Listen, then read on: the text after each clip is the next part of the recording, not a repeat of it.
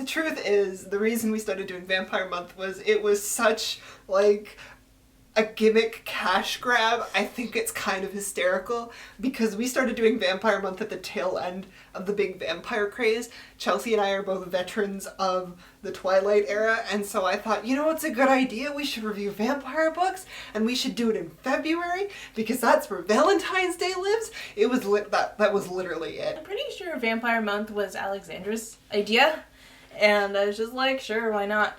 And it has been going on for many years now. 6 years this year, baby! Oh my god. Basically, we thought we would have run out of vampire fiction by now. We were kind of like, I don't know, we might be scraping the bottom of the barrel, but we keep finding stuff. I mean, we've had some really great stuff, like we watched the David Bowie vampire movie. That was wonderful.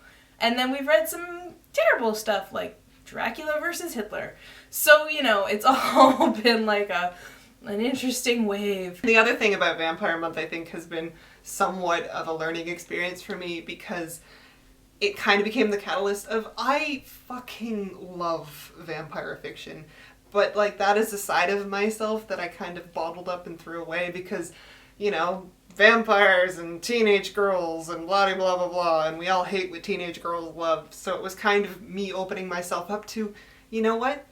Liking what I like for once and not following trends. So thank you, Vampire Month. Have we ever done a synthesis of all the vampire stuff we have learned about vampiring? No.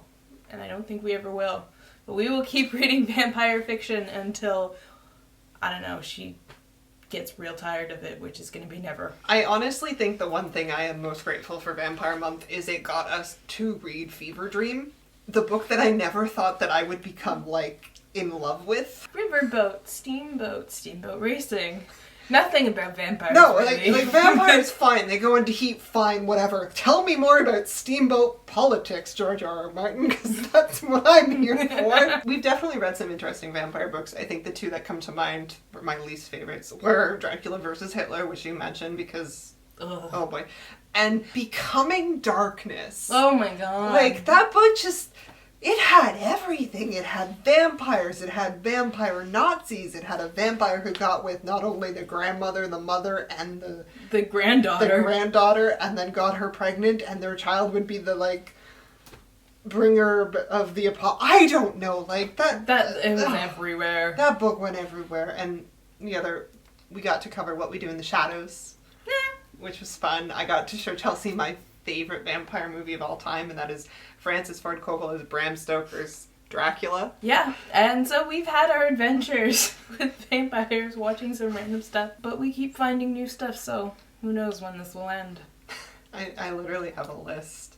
Yeah. Like, I have Vampire Month, like, planned 3 years out. It's fine. But you know what? Vampire Month also taught us our limits. It really did.